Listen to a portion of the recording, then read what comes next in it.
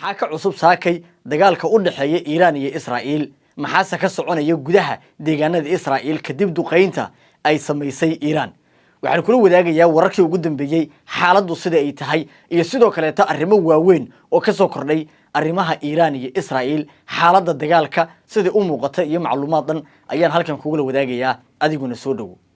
aan ku bilaabay goordhow qaraxyo ayaa laga maqlayay gudaha Israa'iil gaar ahaan magaalada Tel Aviv iyo sidoo kale goobo kale oo ah deegaanada Israa'iil ay gacanta ku hayso taas oo markaasi ah inay Iran ay gantaale ay ku garaacayso qaybo kamida labada dhinac xaaladoodu waxay u muuqataa mid faraha ka baxday mid walba midka kale waxa uu u adeegsanayaa awoodiisa dhinaca markaasi gantaalaha ama duqeymaha iyadoo ay taasi ay barbar socdaan diyaaradaha droniska ee aan duuliyaha lahayn waxa muuqanaya in labadooduba ay joojiyeen xogaha warbaahinta gudaha markaasi deegaanadaasi ka howlgasha iyadoo la xadiday in la helo oo ay markaasi macluumaad ku saabsan laga helo duqeymaha goobaha ay ku dhacayaan qasaaraha ka dhashay iyo guud ahaanba markaasi hadba xaaladda hase yeeshee warbaahinta kale ee caalamiga ah sida Al Jazeera Reuters iyo sidoo kale warbaahinada kale ayaa soo warinaya xogo ku saabsan dagaalka u dhaxeeya Iran iyo Israa'iil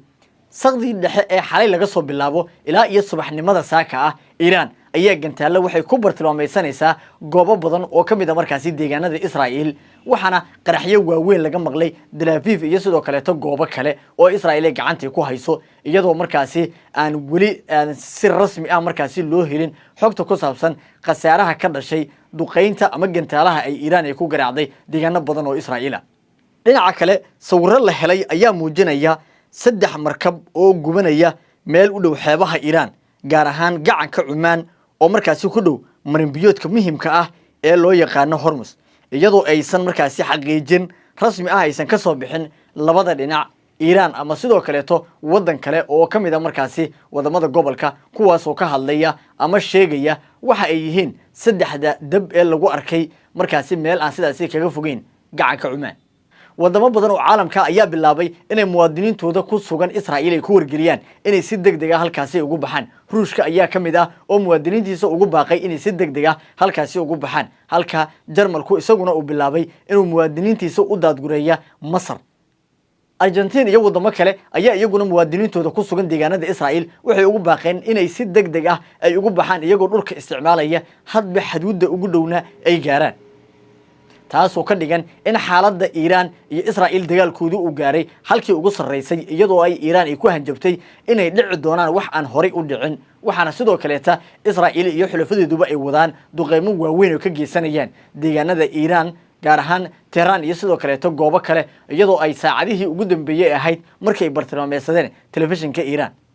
CNN oo soo xiganaysa sargaal sare oo Mareykan ah waxa ay dabcan sheegaysaa markaasi in madaxweynaha Mareykanka Donald Trump oo mas'uuliyiin Amerikaan ku wargeliyay in laga shaqeeyo kulan degdeg ah oo ay la yeelanayaan madaxda Iran isla markaana laga wada hadlaya dagaalkan iyo sidii loo joojin lahaa dagaalkan ayaa u muuqda mid faraha ka baxay isla markaana saameyntiisa guud ahaanba si weyn looga dareemaya caalamka iyadoo ay markaasi xulafada labada dhinac waa Iran iyo Israa'iil mid walbaahi uu si gaar ah markaasi u taageerayo midka kale Israa'iil goobo aan horay loo duqeyn isla markaana la aaminsanaa inaysan weligeed waxba aysan ka dhici kareynin oo aysan gaari kareynin duqeymaha ayay Iran awood u yeelatay inay burburiso oo ay bartilmaameedyo ay ka dhigato wixii warar ka soo kordha dagaalka Iran iyo Israa'iil iyo sidoo kale xogaha hadba isbedbedelaya ee sida degdeg ah u soo kordhaya halkan ayaan idin kula socodsiinaynaa idinkuna si dhow inoo la socda